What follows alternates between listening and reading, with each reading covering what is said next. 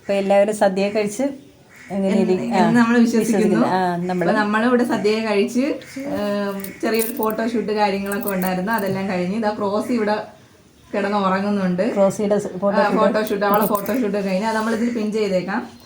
പിന്നെ ഇപ്പൊ അതെല്ലാം കഴിഞ്ഞ് നമ്മളിവിടെ ഇങ്ങനെ കുറച്ചു നേരം ഒന്ന് വിശ്രമിക്കാം എന്നുള്ള രീതിക്ക് ഇരിക്കുകയായിരുന്നു. അപ്പൊ വിചാരിച്ച എന്തായാലും അമ്മയുടെ ഒരു പാട്ടും കൂടെ ആവാന്ന്, ഒരു ഓണപ്പാട്ട്. അപ്പൊ നമുക്ക് ആദ്യം അത് കേൾക്കാം.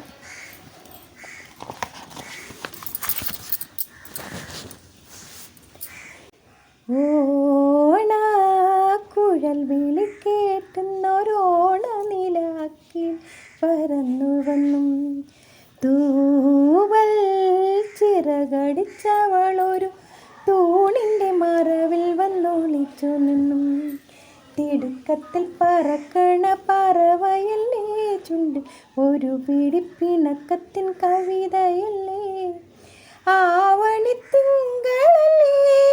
നീ മാനത്തിൻ തോണിയല്ലേ,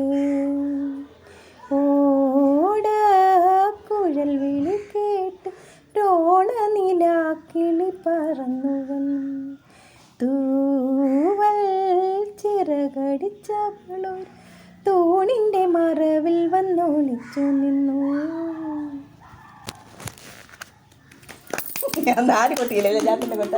അയ്യോ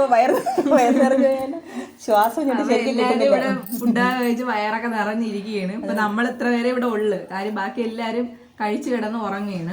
എല്ലാവർക്കും ക്ഷീണമായി പോയി, പായസമൊക്കെ കുടിച്ച് ക്ഷീണമായിട്ട് കിടക്കുകയാണ്. കുഞ്ഞാവ് ഉറക്കമായി പോയി.